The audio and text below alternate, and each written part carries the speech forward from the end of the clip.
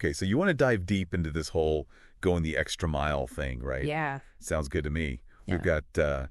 We've got excerpts from Napoleon Hill himself, and then like analyses of his work, even some real world stories. So hopefully it won't just be theoretical, Yeah. Right. What I think is really fascinating about Hill is that he doesn't see going the extra mile as just working harder. Right. It's like a principle for success, like in any area of life, really. And he brings it into all these other concepts like personal growth and creating value and even those mastermind alliances he talks about. Yeah, the mastermind thing.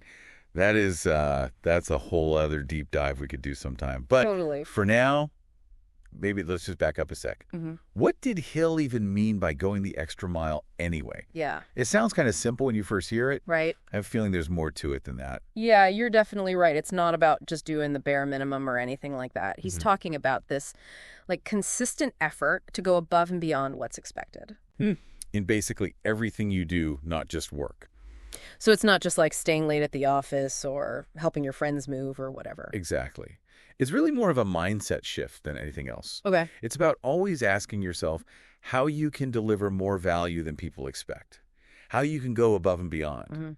And this is important. Hill says you got to do it without expecting to get anything back right away. Oh, interesting. Yeah, it's about playing the long game. Right. Like all those little extra efforts you make, they kind of build up over time. That reminds me of what he says about the law of increasing returns. Kind of like that farming analogy in one of the videos we watched. Oh, yeah. Like you plant a seed and you don't get a whole bushel of corn the next day, right? Right, exactly. Every time you go the extra mile, it's like planting another seed. Then after a while, you end up with way more than what you put in. Okay. And this applies to everything, not just farming.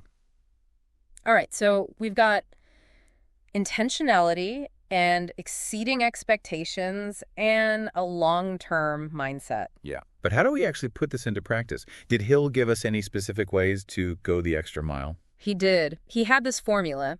He called it QQMA. Oh, yeah. It's really simple, but it gets right to the point. Quality of service, quantity of service, and mental attitude. Those are the three things that determine your compensation. Okay, let's unpack that a little. Sure. Quality of service, I get it. Do good work. Yeah. But what about this quantity of service? Yeah. Does that just mean working more hours? No, not really. Hill was talking about being prolific. Okay. Like constantly looking for ways to contribute more, not just putting in more time on the clock. So it's about the amount of positive impact you have. Exactly. And then there's mental attitude. Why? That's the really interesting part. Hill believed that your attitude while you're doing the work is super important. So not just what you do, but how you do it. Yeah, you could go through the motions of going the extra mile, but if you're doing it begrudgingly or with a bad attitude, it won't be nearly as effective. You have to have a positive and enthusiastic mindset to really amplify your efforts. It's kind of like that saying, choose a job you love, and you'll never work a day in your life. Maybe going the extra mile is easier when you're genuinely passionate about what you're doing. I think that's probably true. Hill would probably say that finding something you're both talented at and passionate about is super important. Earlier, you mentioned some real-world examples. Oh, yeah? Can you tell me about some of the stories Hill told about people who actually put going the extra mile into practice? Absolutely. And they're not all about these big, grand gestures or anything like that. Okay. Take Edward C. Barnes, for example. This guy was determined to work with Thomas Edison, but the only job he could get at first was as a handyman. Oh, wow. Most people would have seen that as a dead end, Right. but not Barnes. He saw it as an opportunity. He went above and beyond in that role, and he always showed how dedicated he was to Edison and his work. So he wasn't just like fixing light bulbs around the lab or something. Nope. He was learning about all of Edison's inventions and teaching himself new skills and always making himself useful. Eventually, Edison saw how committed he was and made him his only business partner. Wow. That's amazing. Yeah, it's a great example of how going the extra mile can completely change your life. Yeah. It's not just about doing your job, it's about showing your potential and your commitment in everything you do. Right. Those even small things can make a big difference over time. Exactly. And that's what's so great about this principle. You don't have to wait for opportunities to come to you. You can create your own opportunities by exceeding expectations wherever you are. Makes sense. So those small acts can ripple outwards and lead to bigger and better things down the line. Precisely. There's another story Hill tells about a stenographer who worked for Charles Schwab, the steel tycoon. Okay. Now, this stenographer wasn't anything special when it came to shorthand or anything. What got Schwab's attention was that she always arrived at the office hours early. Oh, wow. Just in case he needed something.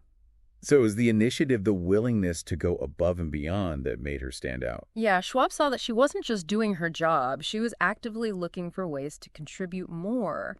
And to him, that was a sign of a future leader. So maybe going the extra mile is less about specific actions and more about cultivating the right mindset. It's about approaching everything you do with that commitment to exceeding expectations. That's a great way to put it. And that leads us to the next part of our discussion. Okay. This principle applies to so many different areas of life. It's not just about getting ahead at work. Oh. It's about building strong relationships and making a positive impact on the world around you. I'm really interested to hear more about that. But before we get into that, I think it's important to acknowledge that going the extra mile isn't always easy. Yeah, right. I mean, there must be some challenges and potential downsides to this whole thing. Yeah, Hill talked about that too. Things like burnout and the possibility of being taken advantage of, even the chance that no one will even notice your extra efforts. Those are all important things to consider. Definitely. You know, when you were talking about the challenges of going the extra mile, it made me think about this one project I was working on a few years ago. It was super demanding, really tight deadlines. We were all putting in crazy hours. I know the feeling. And one of my teammates was going through some stuff in their personal life. Oh, wow. Yeah. And I could tell they were having a hard time keeping up with everything. I bet that was tough to deal with. It was. So I decided to take on a few extra tasks myself. Okay. Just to lighten their load, you know. Honestly, I wasn't really doing it for the recognition or anything. I just wanted to help them get through a rough patch. That's great. And they were so grateful afterwards. That's good to hear. Like once the project was finished and everything had calmed down for them, they gave me this really nice thank you note and a little gift. Oh, that's nice. It really meant a lot to me that they recognized that I'd gone out of my way to help them, you know. It's amazing how much those little acts of kindness can mean to people. Right. And your story reminds me of something Hill always used to say. What's that? The rewards for going the extra mile, they often come in unexpected ways. Oh, yeah. It's not always about a promotion or a raise or whatever. It's about the satisfaction of knowing you've made a real difference in someone's life. Yeah, that makes sense. It all comes back to intrinsic motivation, doesn't it? Totally. It's not about trying to get something out of it or playing games or whatever. Right. It's about doing what you believe in because you want to contribute. That's one of the best ways to deal with that fear of your efforts going unnoticed. Right. Like even if nobody gives you a pat on the back. Exactly. You still feel good about yourself because you know you did the right thing. And that reminds me of Jim Clayton, the mobile home builder. Oh, yeah. What about him? So after Hurricane Andrew hit Florida, he could have easily raised his prices. Right. Everyone needed homes. Exactly. But he didn't. He kept them the same and just focused on building as many homes as he could. Wow. To help the people who'd lost everything. That's awesome.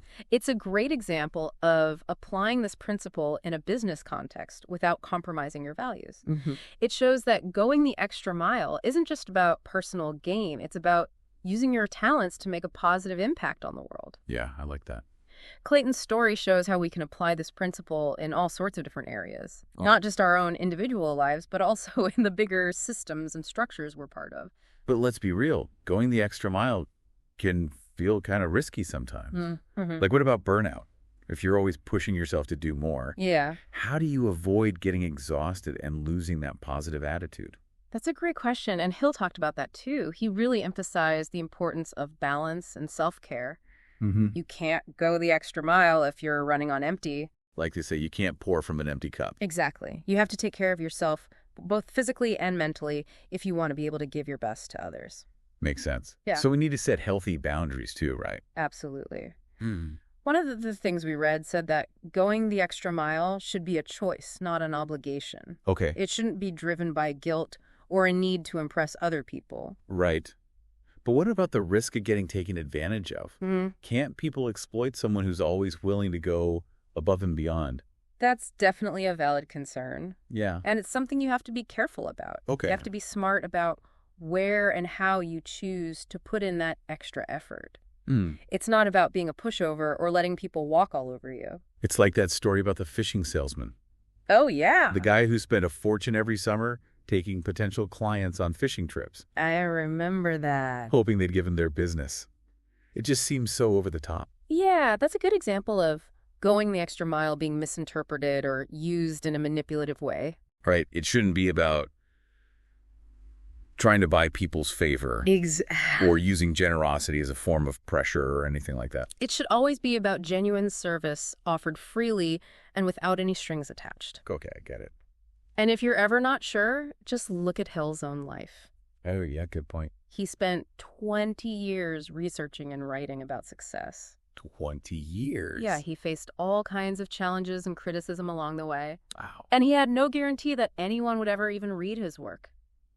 That's dedication. It just shows how much he believed in what he was doing. Right. And in the end, his dedication paid off. Yeah. He wrote those incredibly influential books that have inspired so many people to strive for excellence and make a difference. His story makes me wonder if there's a connection between going the extra mile and building those mastermind alliances that we were talking about earlier. I think you might be onto something there. Really? Yeah, I think there's a definite link Okay. by consistently going above and beyond for others. Especially people who share your values and your commitment to growth. Right. You create a really strong foundation for those kinds of powerful alliances to emerge. So it's not just about individual effort then. Right. It's about cultivating a culture of excellence within a group of like-minded people. Exactly. Yeah. And when you have a group of people who are all dedicated to going the extra mile, Yeah. the energy and the results can be incredible. That makes a lot of sense. It's like that saying, a rising tide lifts all boats. If everyone in a group is committed to exceeding expectations, the whole group benefits. Yeah. And they achieve way more than they ever could on their own. You know, this is really making me rethink how I approach teamwork and collaboration. It's not just about dividing up the work and getting things done. It's about motivating each other to do our best work. And to support each other along the way. Exactly. That's where the real magic of this principle comes in. Totally. It creates this ripple effect of positive impact that goes way beyond just ourselves. When you consistently go above and beyond for other people, you inspire them to do the same for others. And that creates this amazing cycle of growth and contribution. It makes you wonder what the world would be like if everyone embraced this going the extra mile thing. Right. Imagine all the potential for innovation and collaboration and positive change if we all committed to exceeding expectations in everything we do. That's a pretty awesome thought. It is a beautiful vision. Yeah. And even though we can't change the whole world overnight, Sure. we can start with ourselves. By embracing this principle in our own lives, we create a more fulfilling and meaningful experience, both for ourselves and for everyone around us. That's a good reminder. Yeah. It's not about waiting for someone else to go first. Exactly. Or hoping that things will just magically get better. You have to take action yourself. Right. It's about taking responsibility for your own actions and choosing to make a difference, one extra mile at a time. Well said. As we wrap up this part of our deep dive, I want to share a final thought from Napoleon Hill himself. Okay, I like it. He said, "The end of the rainbow is at the end of the second mile." It's a reminder that the greatest rewards often come after we've put in that extra effort, after we've pushed ourselves beyond what we thought was possible. It's pretty amazing how going the extra mile seems to touch on so many different parts of a good life, like personal growth and strong relationships and making a positive impact on the world. Yeah. It's not just about being successful. It's about becoming a better person and contributing to something bigger than yourself. Oh, you got it. That's a great way to sum it up. And I think that's really at the core of Hill's whole philosophy. Yeah. He saw going the extra mile as a way of life, not just some random tips or tricks. You know, when we were talking about mastermind alliances, it made me think about how going the extra mile can actually help those alliances happen. Oh, yeah. How so? Well, if you're always exceeding expectations in how you interact with other people, especially people who share your values and goals, it just seems like those relationships would naturally grow stronger and more productive. I think you're right. It's like you're sending out a signal that attracts people who are also committed to growth and excellence. And Hill believed that being around those kinds of people was crucial for achieving your full potential. So it's not just about what you do on your own. Right. It's about fostering a culture of going the extra mile within a group. Exactly. And when you have a group of people who are all dedicated to that, Yeah. the results can be really powerful. Kind of like that saying, a rising tide lifts all boats. That's a good one. If everyone's committed to exceeding expectations, the whole group benefits. And they achieve way more than they ever could individually. This is making me think differently about how I work with other people. Oh, yeah. How so? It's not just about dividing up the work and getting it done. Right. It's about pushing each other to do our best work. And supporting each other along the way. Exactly. Yeah. And that's where the real power of this principle comes in. It creates a ripple effect of positive impact Exactly. that goes way beyond just ourselves. When you're always going above and beyond for others, you inspire them to do the same. And that creates this incredible cycle of growth and contribution. I wonder what the world would be like if everyone had this going the extra mile mindset. Yeah. Imagine all the cool stuff we could accomplish. I know, right? Think of all the innovation and collaboration and positive change. Yeah. If we all committed to exceeding expectations in everything we do. It's a pretty amazing thought. It's a beautiful vision. It is. And even though we can't change the whole world overnight, Sure. we can at least start with ourselves. Right. By choosing to live by this principle. Okay. We create a better experience for ourselves and everyone around us. It's a good reminder that we don't have to wait for someone else to make the first move. Yeah. Or hope that things will just magically get better. You have to take action yourself. Exactly. It's about taking responsibility for your own actions and choosing to make a difference, one extra mile at a time. Well said. I think that's a perfect note to end on. Yeah, it is. What an awesome conversation. It really was. Thanks for diving into this with me. Absolutely. And to everyone listening, thanks for joining us on this deep dive. We'll be back soon with more explorations into the world of ideas that matter. Until then, keep learning, keep growing, and keep going the extra mile.